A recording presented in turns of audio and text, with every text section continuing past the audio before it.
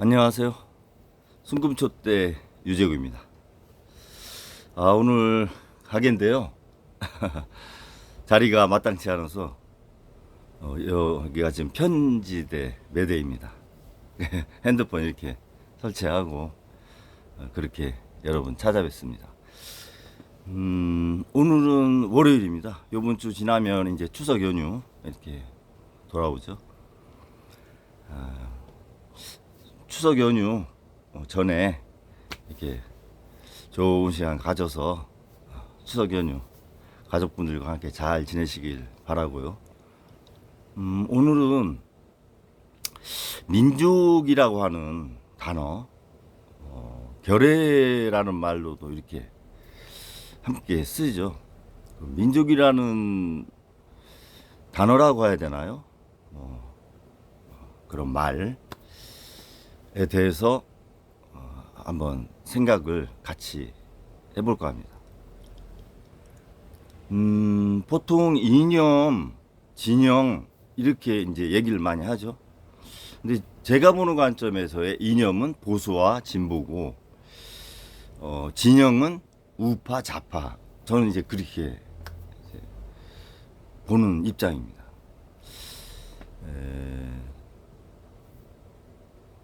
이념을 가지고 보수와 진보, 자유와 평등이라는 가치를 가지고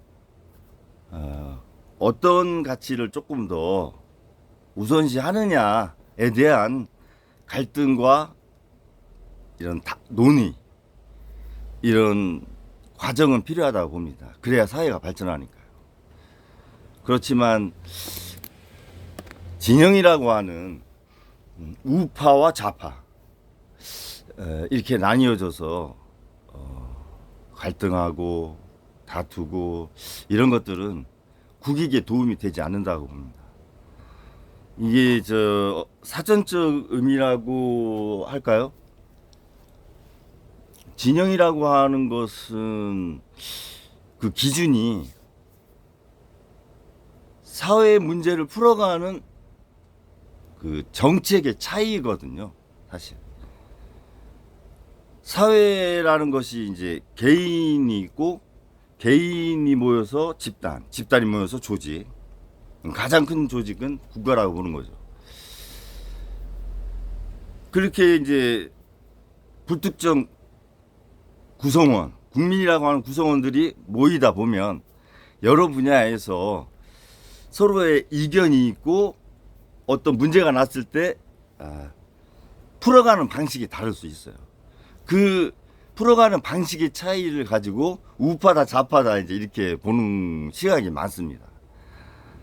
그러면 그냥 우리가 쉽게 연역적인 방법, 목적을 먼저 설정하고 그 목적을 위해서 이렇게 하부를 형성해 나가는 접근 방법이 있고, 어떤 과정, 그러니까 각각의 사실을 출발로 해서 하나의 목적에 도달하는 귀납적 방법, 이건 경험론이죠. 이런 사실 차이가 있는데, 그거는 어떤 시대를 풍미했던 하나의 철학이기도 합니다. 사실 문제를 풀어가는 그 방식의 차이는. 근데 제가 볼 때는 옳다 그르다의 문제는 아니고, 그 시대를 형성했던 하나의 패러다임, 철학이 주었던 패러다임이라고 보는 것이지, 이렇게 옳고 그름의 문제는 아니다. 그런데 이제 한 가지 문제가 되는 것은, 특히 우리나라 같은 경우 분단 국가잖아요. 우리나라에서 진영은 우파와 좌파, 북한을 보는 시각이 우파와 좌파를 결정짓는다. 거의 한 8, 90%가. 적으로 보느냐? 그러면 이제 우파고요. 하나의 같은 민족으로서의 공동체로 이렇게 같이 가야 될 파트너로 보느냐? 조금 유화적인 시각으로 보느냐 하면 좌파로, 북한을 보는 시각에 따라서 이렇게 진영이 나눠지는데, 원죄죠. 8.15 해방이 돼서 완전한 독립을 이루지 못한 그 원죄입니다. 이 진영이 나눠진 것 자체가. 지금 와서 그것을 뭐라고 탓할 수 있겠어요. 그러다 보니 지금 구구에서는 그 당시 민족의 어르신인 김구 선생님을 테러리스트라고까지 이렇게 표현하고 책자까지 발행하잖아요. 이거는 좀 심한 거 아니냐. 같은 민족으로서. 안중근 의사, 윤봉길 의사, 이봉창 의사 이런 분들도 다 테러리스트 아닙니까? 그런 시각에서 보면. 그러면 소급해서 그 일제강점에 대항해서 3.1운동 때 전국에 태극기를 깃발을 흔들었던 우리 국민들은 다 테러리스트입니까? 그런 그 논리의 비약이 너무 심한 거 아니야. 그렇게 하는 것은. 그리고 한 번도 기득권을 가져보지 않으신 나라의 문지기가 되겠다고 하신 분한테 너무 잔인한 평가 아니에요? 저는 김구 선생님이 너무 저평가되어 있다. 역사적으로 우리 국민들이 후손들이 너무 저평가하고 있다. 이렇게 보고 있는 입장이거든요. 과연 그분이 갖고 있었던 나라 사랑과 민족의 앞날에 대한 그 가르침을 우리가 이어받았나라고 하는 점에서는 우리 스스로 반성하고 한번 깨달아 볼 필요가 있어요. 특히 지금 이런 뭐 뉴라이트, 돌연변이 뭐 어떤 생각을 갖고 있는 분들이나 되지도 않은 김태호 안보실 차장이라든가 이 친일 현 대통령님 이런 분들이 공동체의 리더로서 어떻게 이렇게 자리를 잡아올 수 있었을까? 과연 우리 국민의 집단지성은 그런 독립지사, 항일지사, 애국지사의 민족혼을 받았나? 이런 의문이 좀 있어요. 자기 반성해야 됩니다. 그리고 이렇게 가는 나라 또 현재의 상황을 바로잡아야 될 의무가 있어요. 그리고 다음 세대에게 민족이라고 하는 개념에 대해서 올바르게 전달해야 될 의무도 있다. 이렇게 봐집니다. 그러면 민족은 보수일까요? 진보일까요? 아니면 우파일까요? 좌파일까요? 민족이라는 단어는 우파도 아니고 좌파도 아닙니다. 그냥 민족 진영입니다. 민족 스스로의 민족 진영이에요. 좌파도 아니고 우파도 아니고. 그리고 보수다, 진보다. 그렇게 나눌 수도 없는 아주 소중한 가치입니다. 물론 민족적 보수, 민족적 진보 그렇게는 붙여서 갈 수 있겠죠. 어차피 이념도 파생적으로 분화가 되니까. 그러나 민족은 그 단어 자체로서 민족이 겁니다. 민족의 사전적 의미가 제가 알고 있기로는 같은 지역에서 하나의 공동체를 이뤄서 오랜 기간 동안 같은 생활을 하면서 문화와 역사를 오랫동안 이렇게 같이 한 사회 집단을 저는 민족이라고 이렇게 좀 사전적 의미로 보는데요. 그런 차원에서 과연 지금 우리나라 5천만 국민이 같은 민족인가 싶습니다. 같은 지역에서 같은 사람들끼리 같은 오랜 기간 동안 같은 문화와 같은 역사적 테두리 안에서 지내온 민족인데 이거 뭐 눈만 뜨면 서로 못 죽여 난리니 이게 지금 같은 민족인가 라는 의심이 들 정도예요. 그러면 그 바탕에는 뭐가 있느냐. 결국은 이기주의입니다. 그게 개인 이기주의든 집단 이기주의든 조직 이기주의든 내가 더 많이 갖겠다. 그리고 내가 이 상황을 주도하는 주도 세력이 되겠다. 그것도 하나의 이기주의인 거거든요. 물론 정치를 하는데 권력 의지가 없어서는 안 되죠. 안 되지만 욕심에서 욕망에서 이런 다툼이 생기는 겁니다. 여러 사람이 살면서 다툼이 없을 수는 없다고 아까 말씀드렸죠. 그래서 법이 있고 헌법이 있고 이런 서로 합의된 규칙이 있는 거 아니에요? 근데 그 규칙을 가지고 먹고 사는 사람들, 소위 법조인들, 그 사람들이 너무 못된 상황이죠. 나라를 둘러 갈라놓고 자기들 이익만 추구하는 양극화를 이렇게 현실화시킨 주도 세력이에요, 사실. 일반 저소득층 30% 이하가 사실 정치의 고관여층은 아니거든요. 왜냐하면 하루 벌어 하루 먹고 사는 사람들이에요, 그 사람들이. 옛날에 공돌이 공순이었던 사람. 제가 그 말 공돌이 공순이를 폄하하는 게 아니에요. 제가 그랬잖아요. 좋은 글씨가 아니다, 그건. 민족 글씨다. 정말 가치 있는 민족이 준 글씨다. 공돌이 공순이. 그 사람들이 없었으면 지금 법조타운 그 상류 1% 있는 이 사람들이 지금의 그 풍요로움을 누릴 수 있을까요? 그런데 왜 그 당시에 그렇게 산업화 과정에서 정말 쉬는 시간 없이 이교대하면서 그렇게 나라를 발전시킨 사람들을 소외시키고 제외시켰습니까? 소득 재분배 과정에서.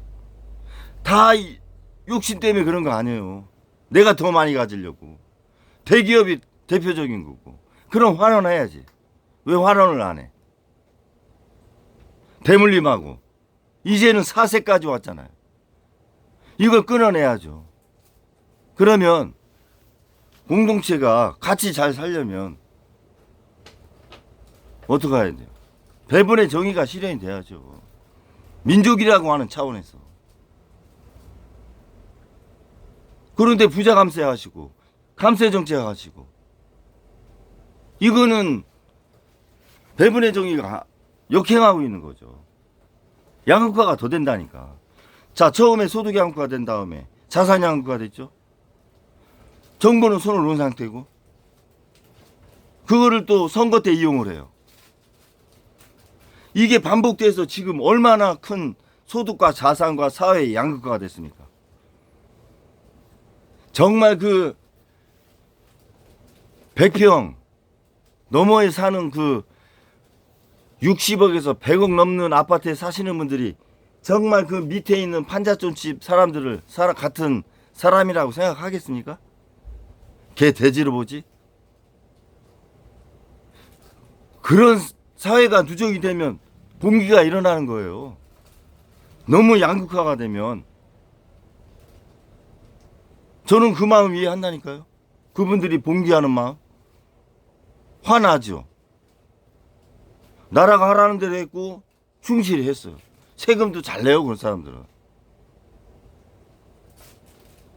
근데 세금 피해서 돌아다니는 사람들은 누구예요? 전부 다 가진 사람들이거든. 못된 거야. 정의를 실현하려면 그런 양극화부터 줄이고 사회적 갈등 비용 너무 비싸다고 그랬죠, 제가. 변호사 비용. 복지 사회가 가려면 그런 문턱부터 낮춰줘야 돼요.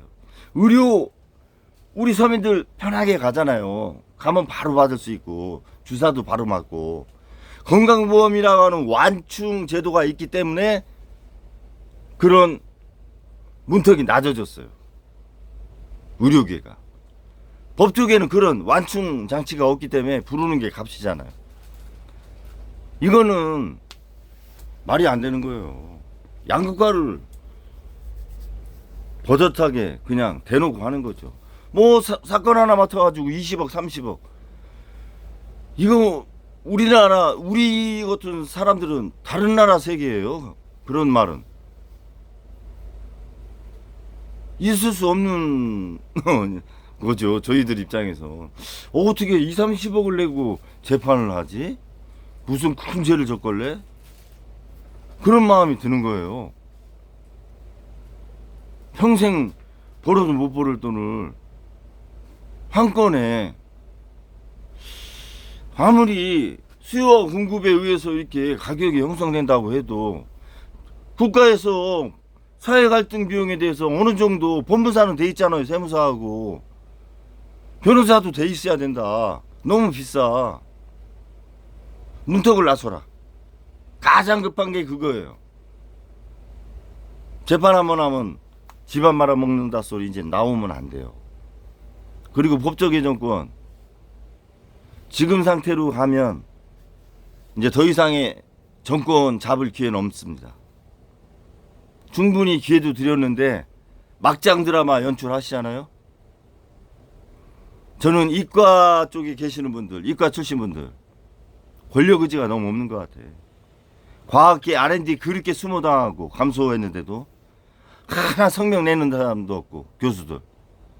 의료계 지금 공공의적으로 몰아가지고 국민의 무슨 건강을 담보로 개인 이기주의적인 그런 집단으로 폄하시키는 이 못된 정부. 저는 공공의적이라고 생각 안 해요. 전국민들. 걔네 불쌍한 애들이야. 본인들은 사법시험에 그렇게 돼가지고 한 건에 2, 30억씩 받으면서 그 사람들 전공의들 2, 300만 원 받는데 당신 같은 그 법조인 것들만 하겠어요? 본인들이 못하는 건 남은 왜 할 수 있다고 생각해? 본인들부터 내려. 그리고 숫자를 늘려. 담배가게처럼 법조인들 두 집 걸로 하나씩 이렇게 해요. 그러면 싸질 거 아니에요. 한 건당 한 5만 원이면 할 것 같은데? 내 생각에. 그렇게 하시라니까? 못하잖아. 그거 못하면서 왜 다른 사람은 할 수 있다고 생각해? 그러니까 다 해외로 나가려고 하는 거 아니에요. 당신들보다 더 똑똑한 사람들이야. 나라 발전에 당신들보다 더 기여한 사람들이야. 이공계, 의과, 과학계, 교육계. 솔직히 당신들이 한 게 뭐 있어? 문과 출신들. 저도 문과 출신이에요. 경상대 회계학과. 그렇지만 이과분들한테 미안해. 그 사람들 나라 발전에 기여한 거에 대해서 대비 적절한 대우를 못 받아. 그냥 문과 그 지도자들 뭐 부하처럼 사회에 그러고 싶을까? 저는 권력 의지가 좀 필요하다. 이과 출신 분들 지도자가 돼가지고 미래에 새로운 AI 시대, 첨단 시대를 본인들이 열어가려고 하는 권력 의지가 있어야죠. 왜 투쟁에 대한 그런 마인드가 없어요?